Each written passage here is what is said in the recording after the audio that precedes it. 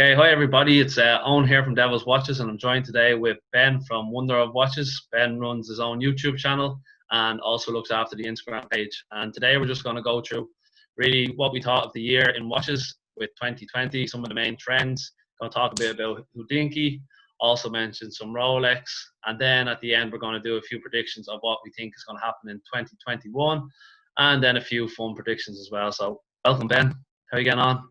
I'm great, Owen. Yourself? Yeah, good. Excited about this now. It's our first time trying this, so bear with us. But we're going to give our best go, and hopefully it works out. So the first thing we're going to go into straight into Hodinkee. I know it caused a lot of controversy this year. Some people love it, some people hate it. Some people are just stuck in the middle and take it for what it is. But I just want to, Ben, what do you think? Like, what were your favorite Hodinkee collaborations this year, and then what was the worst one? Yeah, I think you need to approach Hodinkee with some element of cynicism, but it's very hard for me to say that now because I kind of jumped the shark a bit there with the old Hodinkee Timex collab. That this is my favorite one. I'm not going to be able to show it on camera there, Owen, but we might throw in a picture after. Yeah. But I suppose like you have the John Mayer Cassio G-Shock that just came out. But it's very hard for me to reconcile. Like, they sit down, they talk watches with John Mayer, and he's got like the finest of Rolex. He loves IWC, really vintage, rare stuff from like Arab Kings and stuff like that. And then they do a collab and they throw out a G-Shock. Yeah. So I find that a bit odd. And then the premium that they put on top, like that G-Shock, you can get on Amazon for 50 quid, but they put the Hodinkee name on the back and John Mayer, and it's €200. The Timex one, in fairness, they were only charging €180, and that's all the Timex Q was going for anyway. But I liked it because they got rid of the date, so it's a nice symmetrical dial. It's very, very clean. It's just not going to show that well there, I don't think, but it's just a nice watch. It's got very vintage. I just love vintage anyway with the dome and all that. So look, Hodinkee is Hodinkee. It's a sales vehicle for a lot of top class brands, but I can't give out because I'm a total hypocrite this year. Yeah, no, I never bought anything off Hodinkee myself, and it's not that I wouldn't. It's just nothing's jumped out at me. I know the G-Shock. I love to know the thinking behind John Mayer going with the G-Shock, because they've done so many collaborations so far that would probably be more suited to his style. Yeah. But then he ended up going with the G-Shock. I think he even has shares in Hodinkee. Like he's been there from the start. I think one of the best series on watches I've ever seen. And really what got me into watches was Talking Watches by Hodinkee. And John Mayer was one of the first ones, and one of the most amazing collections you'll see. But like that, it's just, and I think it was the price that killed me on the Cassio, because as I was saying before when we started the video, like there's only so much you can do with a Cassio. With a G-Shock, G-Shocks have looked the same for the last 30 years. There's no innovation there. They're made as a G-Shock. That's what they are. It's a tool. And I think the few color changes and all that, it just didn't appeal to me. There was no excitement about it. There was no, wow, this is something new. Yeah, I agree. You didn't buy the travel clock? I didn't buy the travel clock, no. And like that kind of sums up Hodinkee in a nutshell, really. And I think they found a load of movements, travel clock movements, did a deal for them. I don't think they're supposed to be fantastic movements.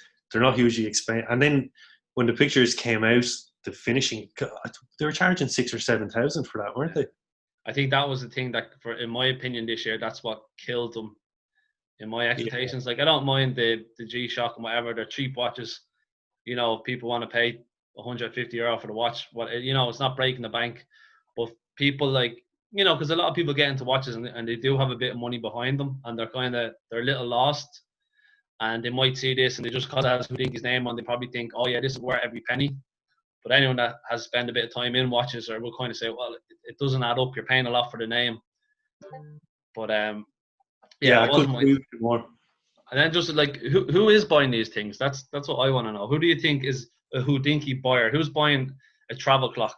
Yeah, I honestly don't know. Like, there's a brilliant thread on Watch You Seek. It's called Bring Your Brain. And the guy who runs it, he doesn't. His attention to detail is unreal, but he knows vintage watches incredibly well. You only have to look at his first couple of posts, and he starts. The first post is a Longines. I think it's an 18-karat gold Longines vintage, and he immediately recognised that it was a repainted dial. But it goes up on the Hodinkee website for 2,000 or 3,000.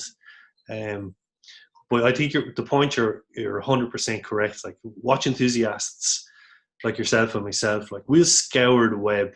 We'll try and get the best deals, and we'll try and make, if you're buying vintage, that it somewhat reflects. You're looking at other watches from that era. You're doing all your research, etc., etc. So I don't think it is watch enthusiasts. I think it could be office execs that Yeah, and I think a lot of the people that are buying the watches are the same people. I think when people collect things, you get in. Like, some people just collect Seiko, and that's all they collect. And there's hundreds of forms of just Seiko, and they love it. And there's nothing else in the world matters apart from Seiko. I think a lot of people are like that now with Hodinkee, where they'll buy every limited edition that Hodinkee brings out, just in the fact that they feel like they might miss something. And that's the whole collecting strategy is. And in fairness, if you bought every watch that Hodinkee had brought out this year, you would have a rounded collection, because it's not all just, they have Blancpains, they have G-Shocks, they have a range of watches. So I think a lot of people that are just buying are just 110% in on Hodinkee, and whatever Hodinkee bring out, they have that fear that if they miss out on that on that limited edition, that will be the one that in 10 years' time has tripled in value. Or well, like the Blancpain, and that's a super looking watch, and it's I prefer it to their modern reinterpretation, but I'm a vintage fiend anyway. But you kind of wonder, I guess it demonstrates the power of Hodinkee, that Blancpain are happy to, I don't know if they made overtures to them or vice versa, but the Blancpain are happy to get into bed with Hodinkee as a salesman. I mean, certainly Grand Seiko. I mean, anybody, because I am a Seiko, absolute Seiko fanboy. I can rattle off reference numbers and all that. But the thing with Seiko is they don't just make watch names easy. It's not like, oh, this is it's not a Submariner or it's a Speedmaster. It's like, is it SBK WYZ 1034? It's you really have to be into your Seikos to know all the references. But Grand Seiko, like, they have, I mean, it's clear now Seiko are raising their prices. I think they think that the Apple Watch and the smart watches have come in at what their SKX range was. They're not going to try and compete with it. They want to move up that luxury tier. You can see it with the Willard releases this year and the 62 Mass reimaginations, just little price increases all the way. But like, Hodinkee is the sales vehicle for Grand Seiko in America. Yeah. And they've come up with a couple of collaborations this year, another GMT. So, like, the power of the Hodinkee brand now is just immense. And that's the real problem, is that, like, they started out as an editorial, so they got an editorial side and a sales side, and just people are not sure where their cross pollution is like.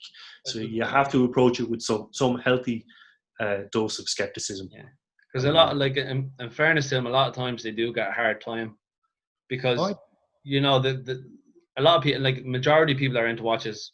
When Hodinkee came out, at first it was the only thing. It was like the go-to.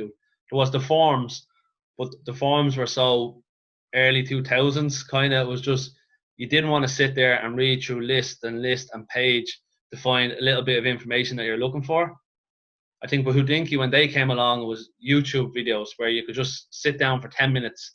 And if there's one watch you're interested in, you could just, there's your 10 minutes and you learned. And I think that's the way a lot of people learned. Because I think like the forums, and the forums are great, but I feel like they're so old school that it's kind of, even the websites they're on, there's nothing nice about them. It's just blocks of information. And again, on the forums, there's people who know everything that you can think of. But then there's also people that are just typing in what they think, and obviously their opinions are so great. That's why everyone's watching the video. But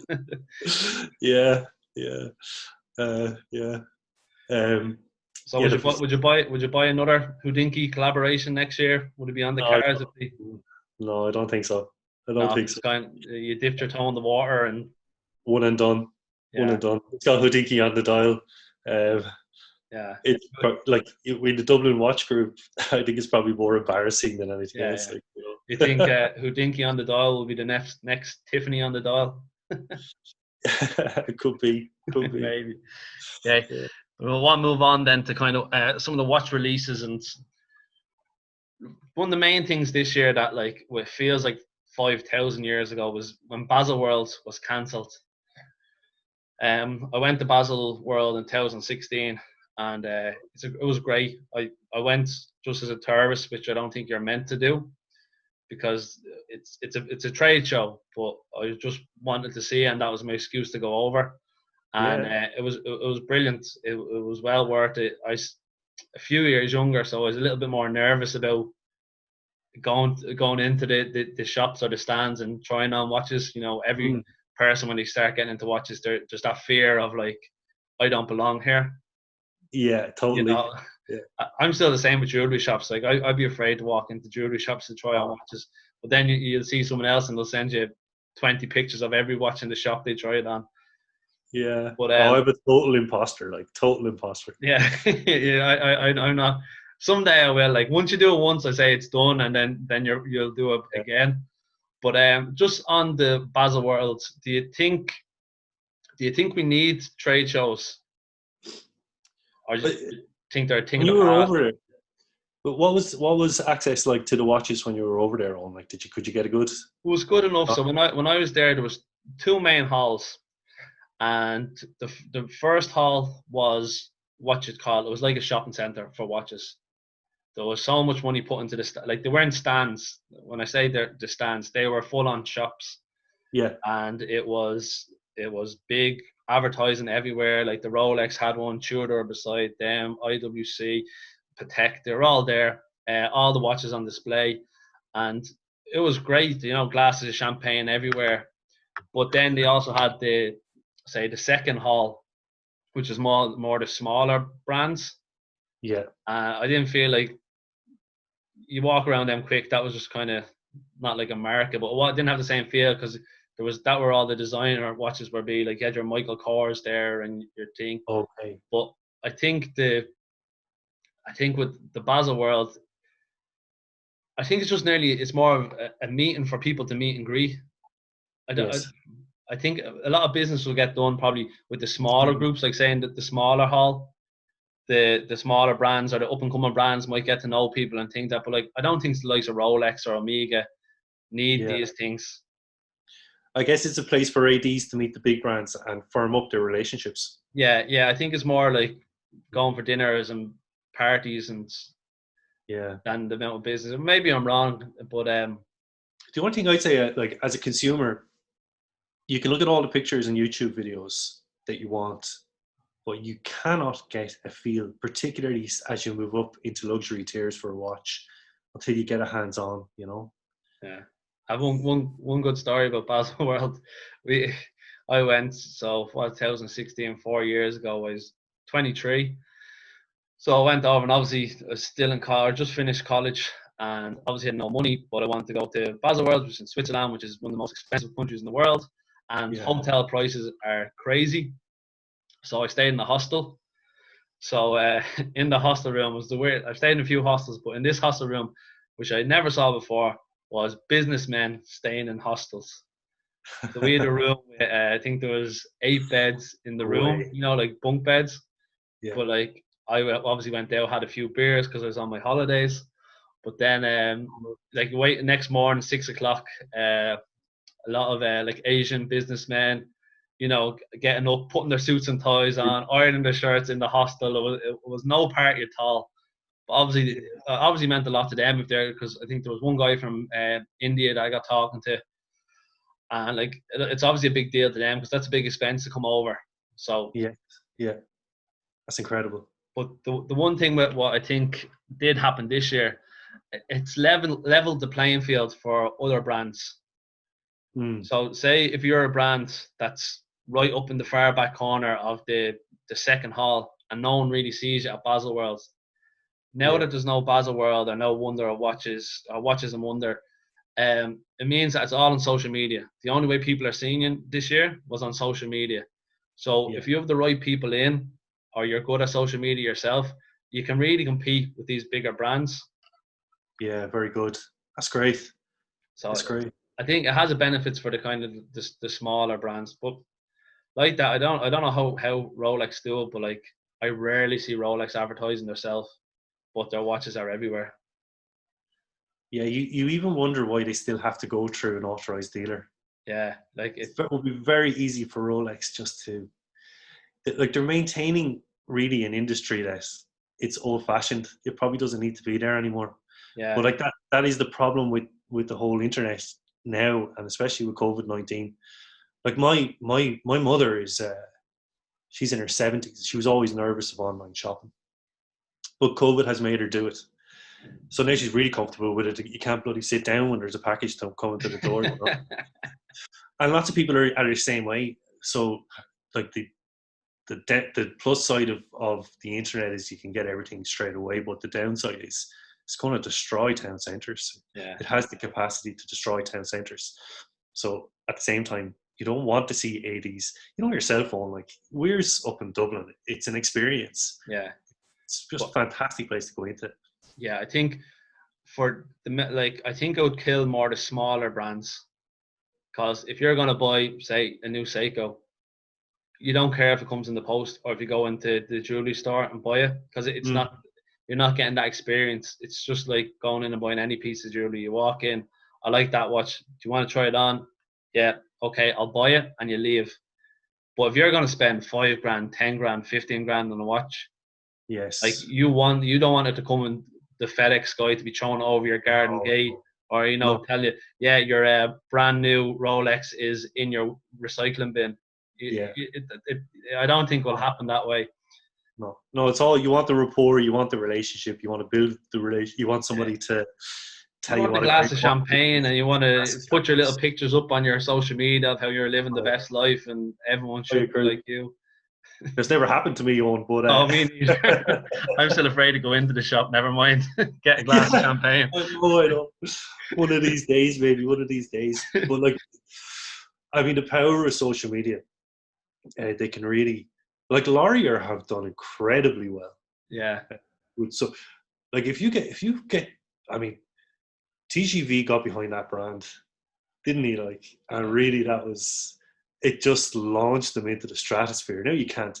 Now they sell stuff out within 5 minutes, but they do a superb watch as well. There's no doubt about it.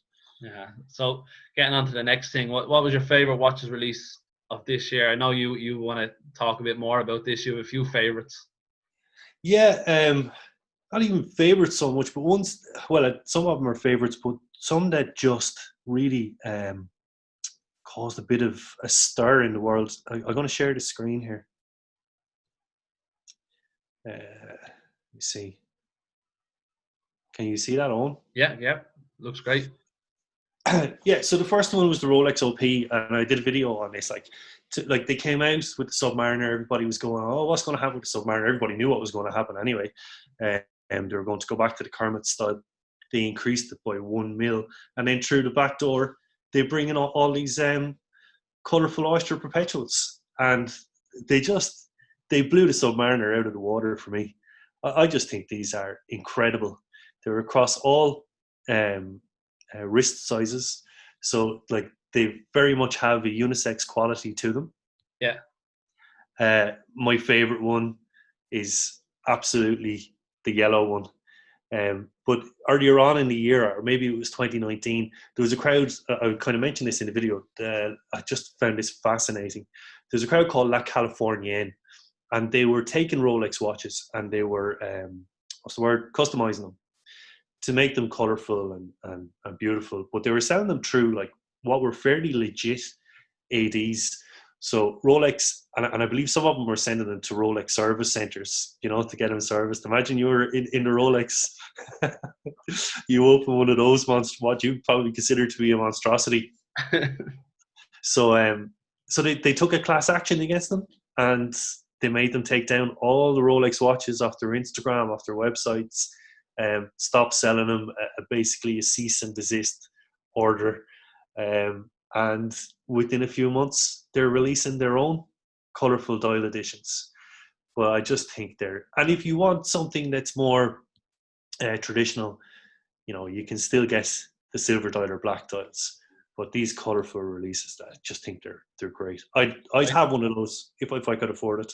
Yeah, I think these are one of the best things to happen watches this year, because Yeah. Rolex was getting such a name, and it still does have that name of it's boring. Like it's a new release, and what's the difference? It's a mil bigger, or it's a mil smaller, or it's a different shade of green, or we changed the bezel, and the whole world goes, "Oh, I need this watch now." But this is the first thing this actually shows that Rolex does have a fun size. Oh yeah, yeah. And this is probably aimed at more. The kind of Rolex are probably kind of realizing that, like Rolex, every 30 years, Rolex has to jump down a few generations, because they kind of they ride the wave up from maybe your 40s up to retirement age, 70s, 80s. They're the kind of Rolex buyers. But then when them 40-year-olds get up to 60, you need to kind of keep reinventing the wheel, kind of. Good point. Yeah, very good point. Yeah. I think, and the way everything's gone now with say IT jobs and stuff like that, there is people in their early 20s making a lot of money, and I think that's who these watches are aimed at. They're aimed at the kind of 27-year-old, 28-year-olds that want a Rolex but don't want something boring. They don't want just a Datejust or something. They want something that's kind of, look at me, I'm wearing a Rolex. Yes. But then it's still not at the price where they're having to buy Daytonas or that kind of way. It's entry level, and I think they're aiming at the younger people with their entry level models, which is what you should do, really. Yeah, I think you're right. Yeah, I think that's kind of happening in a couple of places. I think the Grand Seiko are doing something similar. I think they were always considered to be kind of an older man's watch. Yeah, they're definitely targeted a younger generation now. Yeah. The other one, the Tudor Black Bay 58, probably represented everything that was wrong with the watch world in 2020. Came out massive hype. What really intrigued me about this was when YouTubers got their hands on it, or before they got their hands on it, they were like, "Well, it's just a colorway, and they were kind of there was a bit of derision towards it. And then as soon as they saw it, like everybody flip flopped, and it was like just a wave of positivity towards the watch. Then of course, there was probably limited supply with the ADs. They were sold out in an instant, and it led to like ridiculous prices on the grey market or the third market. It's a shame, because Tudor is that brand that's meant to be under Rolex, and it has that availability. Yes. When Tudor's turning to Rolexes, it's just, what's the point of Tudor if it's just hyped up steel models that you can't buy? Yeah. So it was a bit of a shame, but you can see why. You can see why people want it. You can see why and like in Tudor can do something that Rolex can't. Rolex, like, they have to keep looking forward. So we'll increase case sizes. That seems to be the big one, and it's always an evolution. Whereas Tudor, as an arm of Rolex, they can go looking backwards towards the vintage stuff, and people love that. And if you could, like, this one is kind of representative of, well, it's obviously going back to 58, the Rolex 6538 that Bond wore. Certainly, like, there was a bit of that. Like, I bought one in 2020, and there was a bit of that, like, it's got real 6538 vibes, but it's modern with a modern spec. It's not going to break down, and I don't have to watch it every time I go out in the rain. Yeah. So and that's what Tudor, people want. Oh yeah, stunning watch. Okay, sorry, Eoin, I'll move quickly through these. I don't want to be. No, take your time. Have Breitling ever been on your radar to a massive degree? I think I don't like the Navi timer. It just doesn't do it for me. It's too much going on, but I do like the Super Ocean, but it's a very big watch. I always had the Super Ocean in mind for my dad. If I was to buy my dad a watch, I think I'd buy him a Super Ocean, because he's a bigger man and has a bigger wrist, and I think it would just suit nice. Yeah. There you go with the colour again. I know we'll talk later about trends, but colour was really one of the trends of the year. Bright. Oh yeah. Now, there was a charity element to this, and it was to go some portion of the money was to go to help first responders or frontline. That rainbow was a theme of COVID-19, but it's got a concave. I got to handle a Rado Captain Cook recently, and it has a similar concave bezel. Fascinating watch. Yeah. You're seeing the bezel slope down towards a domed crystal. That interplay is just, so this has something similar. I'd love to get it in the hand. And like, if you're not a fan of the colorway there, they do make a black and a bronze version as well, and a blue version as well. I just think that's a stunning watch. I think Breitling have really put themselves back on the map big time. And their chronomat watches as well are just, the bracelets on the chronomat watches as well, they're just incredible. Like, they're Patek Philippe territory. And you know the one thing I like about the Super Ocean, it's one of the only watches I think can pull off a mesh strap. Yeah.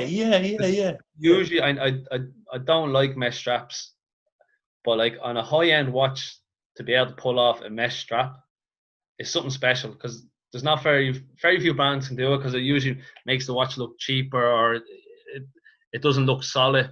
You know, it makes the watch look flimsy, but it's the one watch that actually can pull it off. Yeah, agreed 100%. Actually, that one, that colouredy one looks incredible on a mesh. There it is. Yeah, it looks great. It can pull it off, but like if you put that bracelet on any Rolex or Tudor, no, it'd be the last. But they can do it. So they were the big brands. The other ones that really caught my attention in terms of micro brands. I love this guy. I've spoken about him when we do our Zoom meetings on the Dublin Watch Group on. But this is Stepan Sarpaneva, micro brand from Finland. He uses Soprod movements predominantly, although I believe he's starting to do his own movements. But I think that's incredible. It's to celebrate the 75th anniversary of the Moomin cartoon. The loom on that, I hope, it's all hand-painted loom. It's like a three-piece steel dial. Let's see if there's a loom shot there. So I guess that's in low light. Yeah. See if I can get a kind of a dark. But that to me, that describes micro brands. It's doing something that you want to do. It doesn't care about what trends there are or what's selling, or because a lot of micro brands can just bring out a dive watch, because dive watches are in. That's someone just going after what they want to do and what they love. Yes. That's the perfect example of what a micro brand should be. Yes. And that's beautiful. Yeah. But he's he's hit the ground running in 2020. He's and you talk about social media. He's getting the social media coverage now and the leverage. This guy's going on to big things next year. I know we're talking about trends next year, but Sarpaneva's name is on the map big time. And the other one then, sorry now, like this one caught my eye. I'm not sure on if this was released in 2020 or not, but it's Fears. Nicholas is the guy here. It's one of the older English brands, but he has reinvented it. I believe he used to work for Rolex. He's a friend of mine. I did hear the story. Yeah. It was his family's company years ago, and it kind of disappeared, and he brought it back, I think. He brought it back, yeah. These are like the old Rolex Oyster cases, but the salmon dial on that, I think it just looks, the onion crown. And interesting, it uses that ETA 7001 movement as well. Yeah. One of the smallest movements you'll come across. If you get in your hands, I think it's 26 mil, but you can see it on the case back there. That's what you can see in the movement is the movement there. There's obviously a ring inside the case to hold that movement, but it's tiny. But it's beautiful. Steel, blue steel screws are always a plus. Yep. Highly polished. It's beautiful. Yep. Geneva striping. Yeah. I think that's you see up at the 12 o'clock position there's a kind of a baton. I think that's a Fears unique type addition to the movement. Oh, okay. They call it something there. I don't want to waste time looking stuff up now, but they mention it in the movement. I think it might be engraved. Yeah. And then while we're on the kind of dress watch, we'll move on to kind of one of the trends. Obviously, this year everyone's been stuck at home with COVID. No one's working in offices, or if they are, it's one day a week. Do you think the dress watch is going to die out because of the way we're living now? I know a lot of people, the only time you wore a dress watch was when you have a suit on. You're not wearing it around the house in your shorts and slippers. Yeah. Yes. I think you're 100% right on that. I haven't worn a dress watch this year. Not at all. And even some of the dress watches that, this is a fairly dressy looking watch, but I've tried to dress it down with a NATO strap. Yeah. So that I can wear it. Have always loved vintage watches that I wear as dress watches, and a vintage Omega or something like that. No. Haven't worn them this year at all. It's a shame, isn't it? Because there's no weddings or events or, it's... Yeah. But like, having said that, like, I haven't worn a sports jacket or a pair of shoes either, Yeah. So the shoes aren't going to disappear. So I think it is a comeback for it. But I do think it's a great time now if you are looking for like a vintage dress watch, or you're looking for that kind of... I think there's a lot of value in dress watches, and I also think there's a lot of value in precious metal watches now.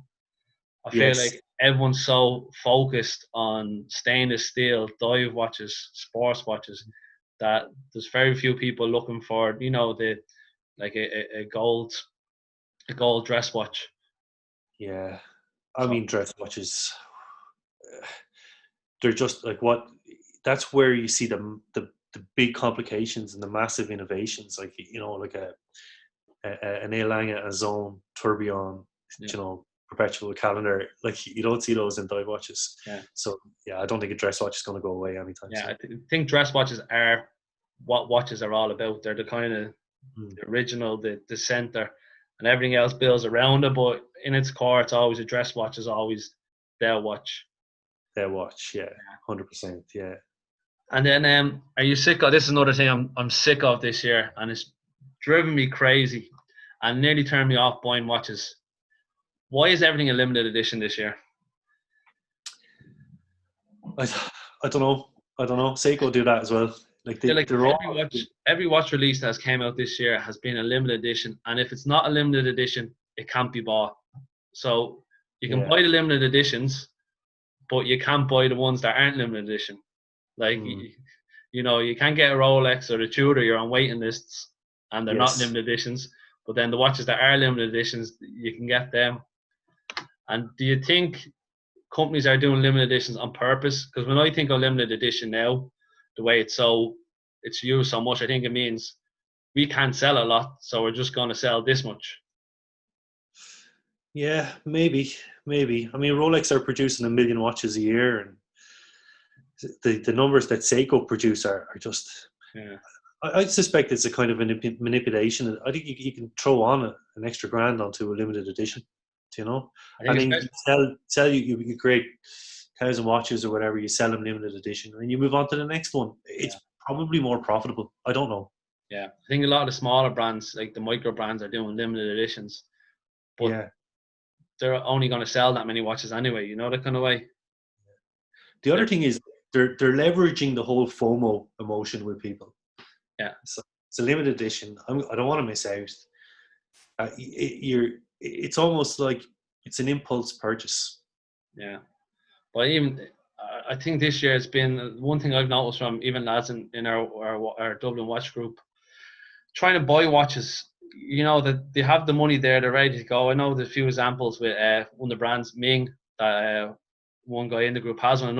Another lad was looking for one, but it's so hard to find these watches. They sell out in minutes. They go up on the website and they're gone in minutes, and then it's another couple of months before you get a chance again. And that's if you do get another chance.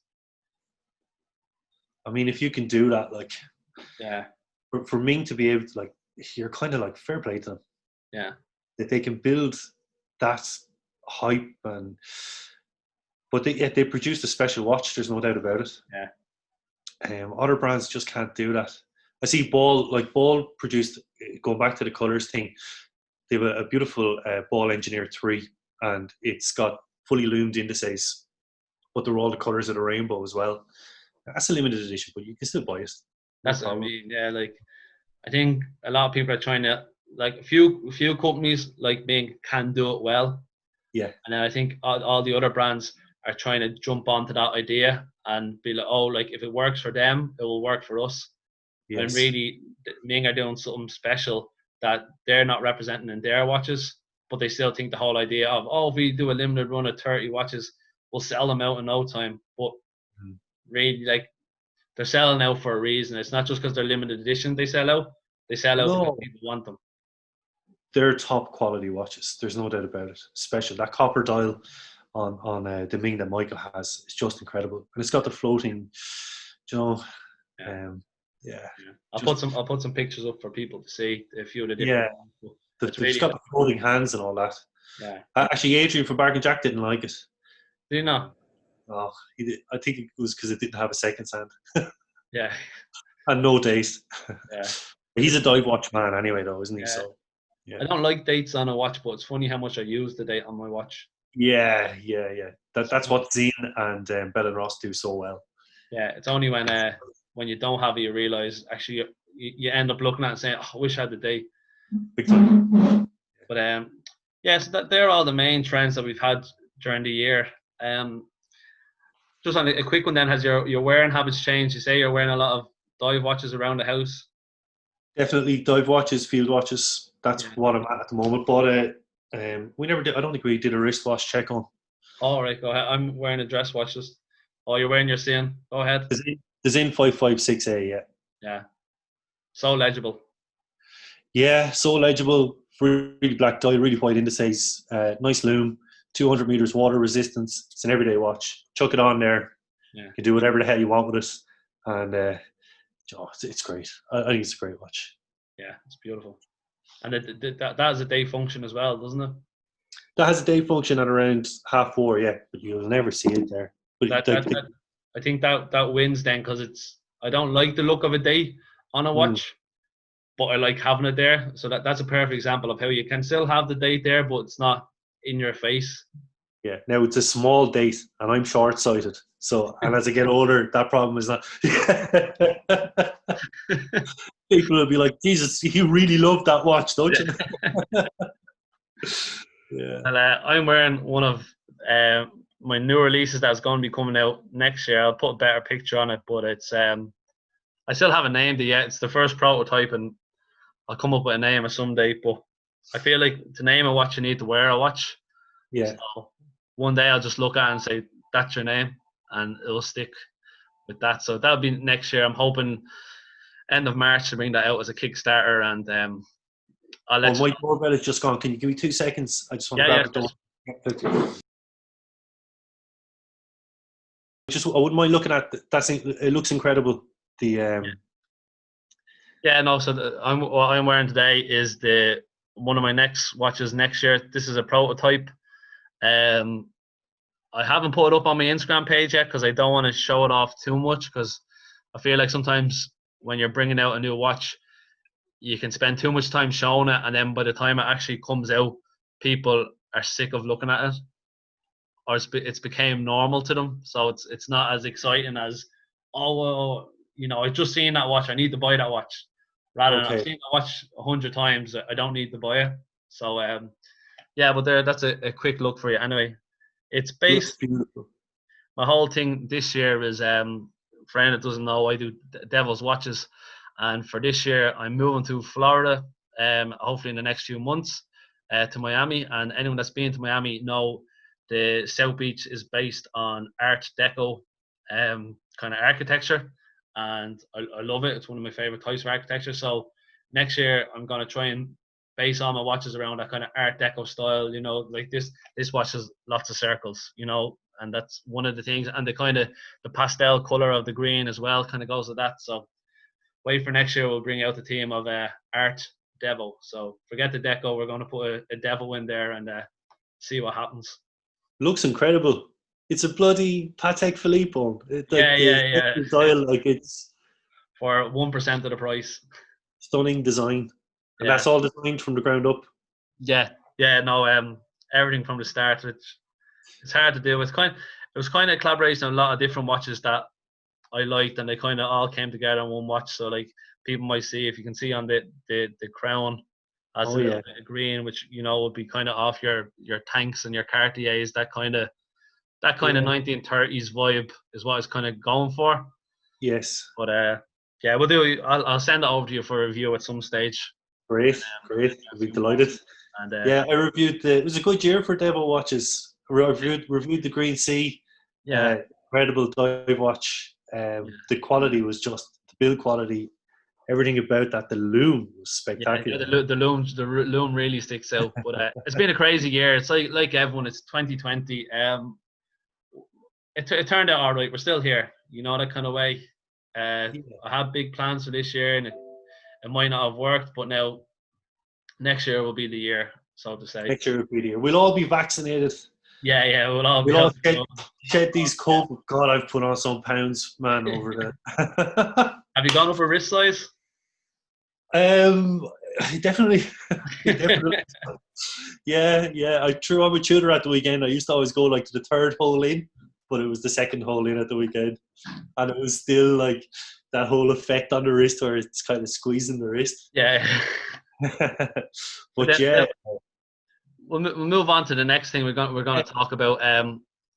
So it's not really auctions, but just auction price in general. Like this year has been a crazy year for auctions, and it's like I feel like every year it's a new year for records, for like Rolex are setting records or Patek. One of the things that really gets me, like, how much value can you place on someone's name?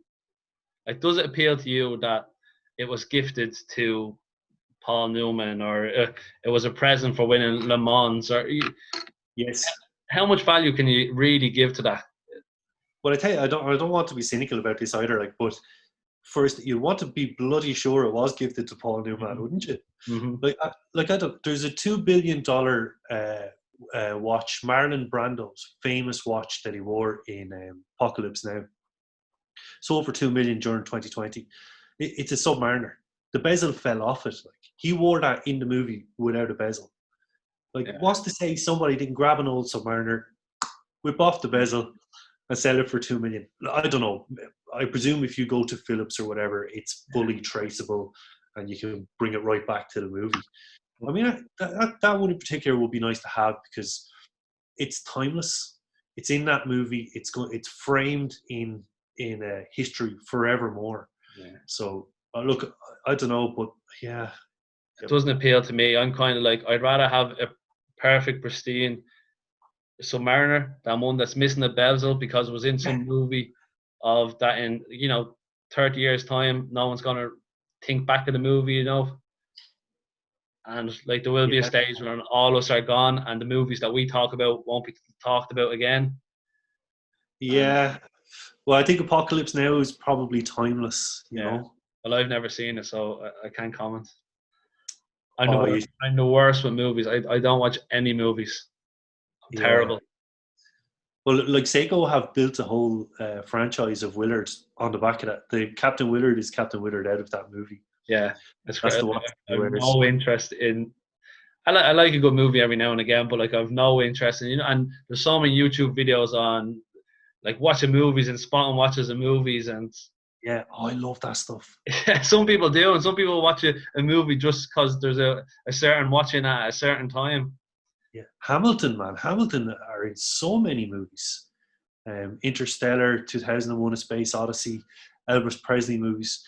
Oisin from the Timeless Watch. Oisin does unbelievable content on watches in movies, like on gripping stuff. Well, it depends what you're into, I suppose, but for me, it's gripping stuff. So who do you think are buying these watches, and who's buying a few $1 million watches? I have my kind of opinion that I think watches are seeing more like an asset class now. Like people, like maybe investment banks or groups of people are coming together and putting money together. So say like that $2 million watch that goes for sale. I don't think that's one person buying that watch to just keep in his office and show his friends when they come over. I think that's either a group of people coming together and saying, okay, we buy this, and in 5 years' time we sell it, or it's someone that's trying to get out of their cash and the stock market's a bit crazy, or they kind of want something that they know is going to hold its value.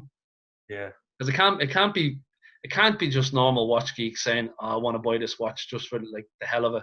It's money launderers, man. Yeah, yeah, it has to be But no, something it's like, not those pieces, not the yeah. Paul Newmans and the Marlon Brandos. Someone showing up with 2 million in cash. I want to buy that watch. 2 million in cash here. But there was a phenomenon at one of the Philips auctions this year where there was like regular old Rolex GMTs that retail for 10 grand. You've got to pay 15 on the grey market. And they were paying like 20, 18, 20,000. Like, what is that about? Like, is that just somebody with more money than sense, or like Saudi Arab or something like that? It's just like, look, I'm here. Like, if there's a charity element to the auction, like, I understand that. Yeah. Like the Patek Philippe that sold for 30 million, that was all done for charity. Yeah, like I see that, or there's I don't know if you ever see is it Only Watch auction. They do No, it every year, but they like certain brands that make one-off watches, more kind of independent watchmakers would make a one-off watch, and they sell for charity. With some beautiful watches on it. But I see that, but the whole watch auction scene, it just seems a bit fishy to me. Like I don't think the it's anything to Patek do with Philippe, watches.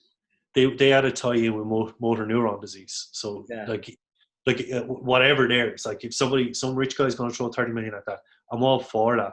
Like, and the Marlon Brandos, Paul Newmans, that's one thing. But I couldn't wrap my head around these regular watches selling at auction for way above. There's something. It's hard to look at that and go, there's something dicey. Although I did watch a guy making a case for people who just have the money and they're there, they want the watch, they buy it, and it's as simple as that. Maybe he's right. Why not? And then so just on one of the big stories on the auctions thing as well. With Bottoms did an auction for Seiko, vintage Seiko, and I had to take the whole auction down because it was a bunch of Fakos, a bunch of Frankenstein Seikos.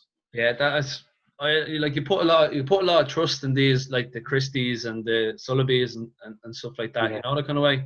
Yeah, they're obviously they probably are the best in the game at doing it, but you're still. I don't know. The way I look at it, I'd rather buy a pristine watch, of one guy owned this for 30 years and just buy it off him, than something that might have been used in a movie, or, had some relation. It was Tom Ford's second cousin had it for his wedding day, and it has to sell for a premium now.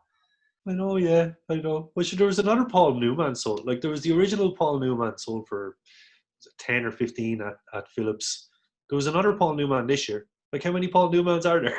You're like, everyone has one. Like, especially if you're a celebrity, like the amount of watches that he would have been given. Yes. Like, show up at this party. There's a watch. Like, happy birthday. Here's a watch.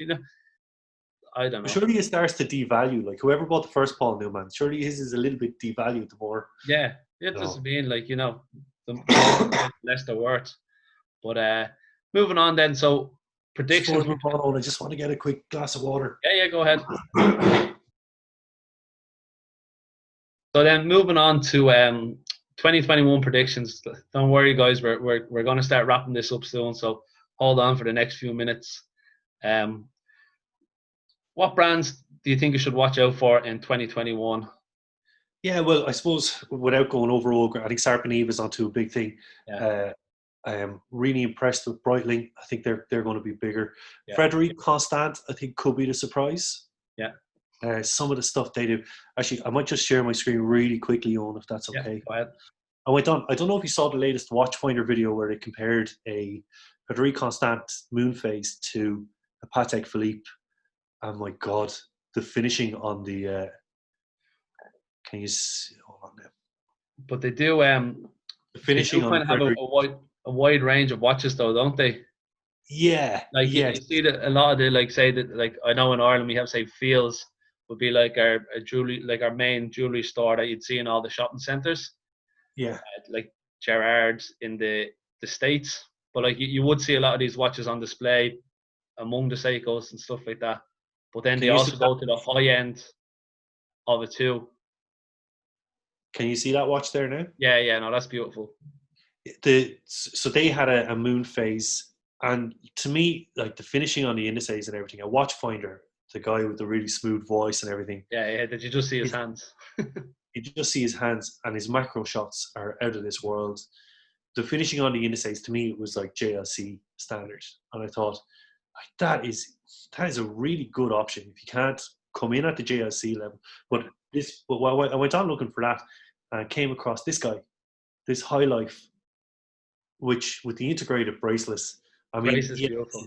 yeah, it's definitely taking cues from JLC, maybe Patek Philippe. It's like but it might be like a dog's dinner cross between all of them, but it's Yeah. beautiful, And stunning. what does that set you back? What's the price on that?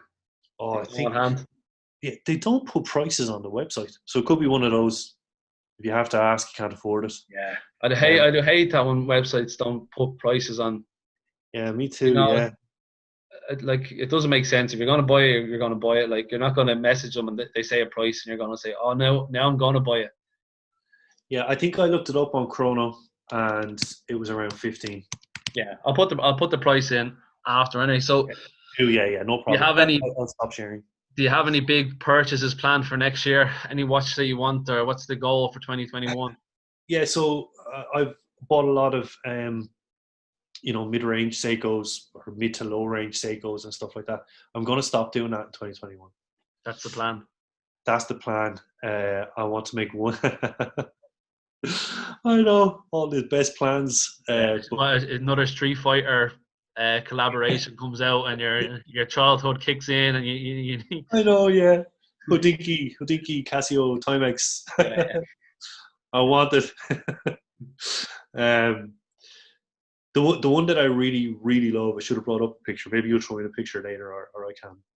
Zenith Defy Classic with a blue dial. Yeah, I saw it. I'll put a picture up.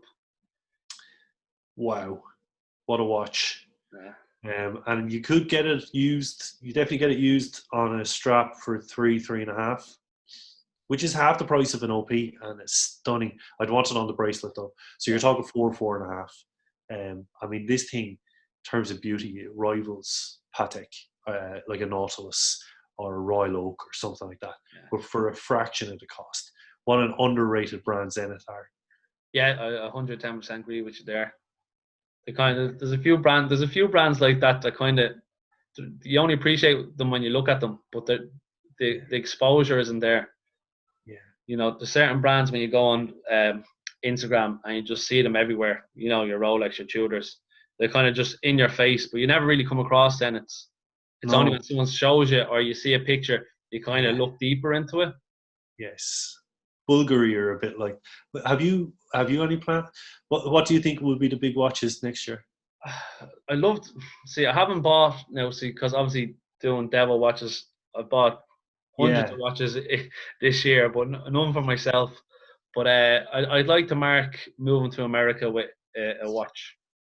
I feel like it's a time. I've been saying it for years now. You know, I'll just every year I'll make one, but I think it'd be a good way to mark moving to America with a decent watch. And then in one sense, obviously, a couple of years down the line when kids come along and, you know, they get to say my age, they'll be able to have the watch that's the watch when my dad came to America kind of thing, because obviously they'll be American or they'll be American / Irish / Cuban, a mix of everything. But plastic Americans. Yeah. In saying that now, oh man, they'll be Irish to the core. It's very hard to make your first big watch purchase.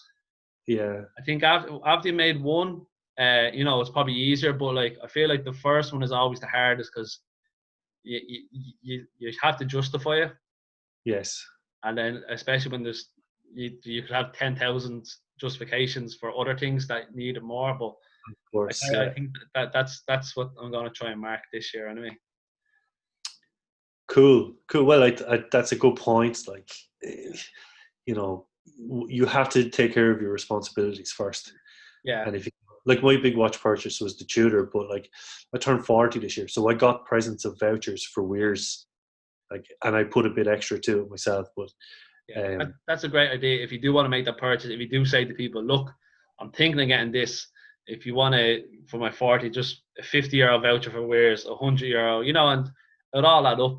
Because I got married nearly 2 years ago, and I Yes. regret not. I wore a Devo watch on the day for the sake of it being Well, a it's that. gold That's watch, appropriate.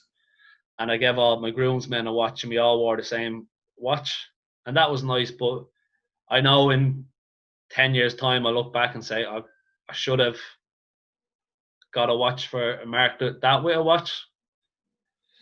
But Yeah, you have an opportunity now. I think going to America, yeah, I think so. I think I have to, but it's another big life change. yeah. So fingers crossed. So then, if you want to just finish this off, I'll just go with a quick little round. So I have 5 questions here for you, just Well, general you give me knowledge. your answer. You'll give me your answer too, right? Yeah. So you have to make your predictions, and then But, maybe this time next year we can come back and see who can tell the future. Um, okay. who's winning the Premier League? No, quite Liverpool. Yeah, we're both Liverpool fans, so I'm gonna 100%. I think Liverpool have it. I think last week with the win over Tottenham, and then the 7-0 in the weekend, I think we're all on fire now. But I'm gonna say my dark horse. A lot of people, United are starting to scare me. They're just hanging around there, aren't They're they? slowly coming up. They have the game in hand, so they don't look like they're as close as they actually are. Yeah. But that And they would have the pedigree. yeah, and it's just one of them like, oh, they've been talking, get rid of Solskjaer, and he's Yeah. slowly coming along. Then okay, I next, know. who's gonna win Euro 2020, which will now be 2021? The Dutch. I'm going to go with the Dutch. Yeah, I'm gonna go Holland as well. Yeah. I think either the two of us are gonna be right with everything, or the two of us are gonna be really wrong. Yeah. So next up, will Ireland win a gold at the Olympics? Yeah. I'm not great at this side of things. I'm just going to say a boxer. Yeah. If I it's don't know anyone, what it's a to say. boxer. It seems like we only ever get one with boxing, or maybe I know the rowers were doing well. The two. Oh yeah, of course. Yeah. I got their gas man. Yeah, I'm gonna say no, that we won't get a gold. But Any medal? I'll have faith. We'll get a few silvers and stuff. The boxers always get like a few bronze and stuff like that. But it'd be great to get a gold, because I was only when I was looking it up. You see other countries like America and China and Russia, and there's like 20 goals a year, like every Olympics. I think our last one was Katie Taylor. Yeah. So it'd be great. I look forward to the Olympics. It's a great time when you watch sport. You watch sports that you never watch. Like I'll never watch track, but it's just a great way to watch something that you're not used to. Did you watch We Are the Champions on Netflix? No. No. They go into all these mad sports like cheese rolling. Oh, I saw the Hog clips dancing. where, like they're sports. Yeah. And then next one, will Electric Picnic go ahead this year? So for anyone I'm that too doesn't old know, for that, man. I'm too old for all that stuff. yeah, I've never been either. But Electric Picnic is like a big music festival in the summer, but it's penciled in for September. But just with the way the whole pandemic's going, do you think by then it'll be fully open, everyone be out in the fields having the time of their life, or do you think next September will still be kind of 500 people at a concert? Well, I'd be hoping everybody be vaccinated at that stage. We go out. But what's kind of freaky is that there's these different strains of coronavirus now down the south of England, and I think they've reached over here as well. Yeah. The things are opening up as well. Christmas is, I don't want to get too serious now, but like people are flying home, they're bringing it in. Yeah.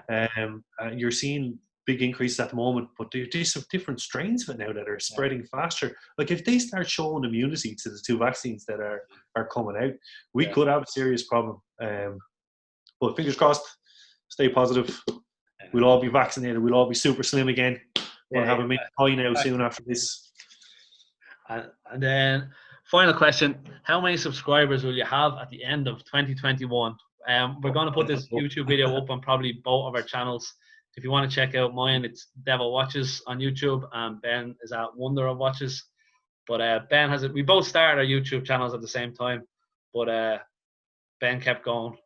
I had great intentions during lockdown when I had nothing else to do.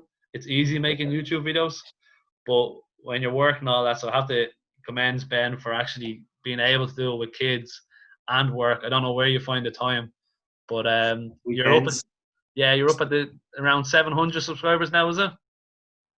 Yeah, nearly getting there now. But like I try not to worry too much about that stuff because you just want to produce good content, and if people like it, you know, if it's a few subscribers, well and good. Like, but I don't. We have two different kind of, you know, like I sit down and I talk about watches. If people, this is probably be a bit of a face reveal for me actually, or could be, but I feel like your man Davey 504 elbow reveal at 500,000 subscribers. Slap black. You should have done like remember Kane out of WWF, WWE, you know, wear the mask, you know, that kind of face reveal. So the way it's trending at the moment, like look, I don't know, whatever. I'd like to get over the ballpark. Hey, you're definitely going to pass 1,000. Are we going? Is there a chance of 2,000 by this time next year? By this time, well, the way it's trending at the moment, there's about 75 subscribers a month. So multiplied by 12 is what, 900? Yeah. So this time next year, I could have 1,500 maybe. Yeah. Let's go. There's the goal. But you do, your YouTube channel is slightly different, I think, because I love your hot takes on stuff. Yeah, I'm not really, and the hardest thing about making a YouTube channel is actually getting watches in your hand. Like, it's great reviewing watches, but it's very hard to have a new watch every week unless you work in a jewelry store or you have a lot of friends that you can reach into their pools. And then a lot of the time, people don't want to see old watches as well. You know, the kind of way everyone wants to see the new watch release. They want to see the video on that. Yeah, it's very hard to get these unless you know the right people. Yeah. But I would say just shout out to the Dublin Watch Group, because I don't think any of this would have happened for me without the Dublin Watch Group. Yeah. Because so as we've said, like I consider myself to be a humble guy from Wexford, which is not even in Dublin. It's like the backs, you know, it's the sticks in Ireland. So I kind of felt, well, what do I have to offer here? And maybe that was something that kind of started the watch shoot, because I'm obsessed with watches, you know, I'm obsessed, and I love them across all price ranges. Yeah. That's important too. Like, you don't need to be buying Zeniths and Rolex. Yeah. But I have borrowed watches from members of the Dublin Watch Group. You sent me down the Green Sea, and it couldn't happen without that behind us, really, behind me and behind, you know, it's just a great. Yeah. I had a guy from the town I live in Wicklow in Ireland messaged me yesterday off a new Instagram page. He set up a new Instagram page based on watches, and he told me, I love watches, and I've been thinking about making this page for so long, and I didn't know, but I finally did it. And I said, fair play to you. I says, it's one thing to do it, is the hardest thing you'll do. Like, starting a new channel is the hardest thing, but once you're in it, and you'd be surprised the amount of friends and people you'll meet from an Instagram page. Yeah. That's what I said to them. I says, you know, you might not get subscribers, it might not work, you might only have 200 followers, and, you know, it's just something you do on the side, but you will make friends, because people will message you or will comment on the post, and before you know it, you have these kind of friendships, and your wife doesn't have to listen to you talk about watches. You can geek out to someone else. Well, really cool people, really nice people, sincere people as well, you know. And like, I've never met anybody who said, he's the kid with the Seiko turtles. Like, you know, there's never been that. It's always, everybody just appreciates everybody for their love of watches. Yeah, it gets a bad name, but like, everyone's at a different stage in their life, you know. Oh, yeah. The 18-year-old kid that shows up to a watch meet with like a Timex, you know, versus the 60-year-old man who was a gold Rolex Presidential or something. You can't compare, like, you know. No. So, but no. Right, I think we call it a wrap then, will we? I think that was... Yeah, that was great on. Yeah, thanks. You're wearing a Christmas jumper? I have my little Christmas trees now for the time of year. Christmas cactuses, Christmas cacti. Yeah, I'm actually I'm away for the weekend here in Meath. I'm in Trim. Oh, lovely. Yeah, so... You're away with your girlfriend and you're talking to me on this? You're with your wife, yeah. Yeah, she's down at the spa while I'm doing a video, so we're both doing Cool, okay. It's mutually beneficial then, that's good to hear. Yeah. Well, I'd just like to thank everyone for watching. Please put your comments below if you enjoyed this. we're thinking about we might be able to do something once a month if there is the support there and people want it, or maybe once every 2 months, whatever. We'll see what works, or maybe every day if you just want to pay us or sponsor us, we can do this every day and quit our jobs. If not, just please give a like and subscribe and put a comment below of what you thought about the topics we covered. Quick going over what we covered, the Hodinkee. If you have any opinions on Hodinkee, please put them down there. Your favorite watch release, what you thought the main trends were for this year and next year, and then finally our auction prices, and also answer the predictions that we had, who's winning Premiership, Euros and everything else. So thanks again. Really, Bye from Eoin. Really enjoyed that, Eoin. Happy Christmas to you, and happy Christmas to anybody who watches this, and fingers crossed 2021 is going to be a much better year than 2020. I feel like we should give the lotto numbers away, because people for the 1 or 2 people that waited to the actual end and watched the whole video, I feel like we should reward them. But no, we do appreciate if you watched all of it. So thanks again and goodbye. Adios.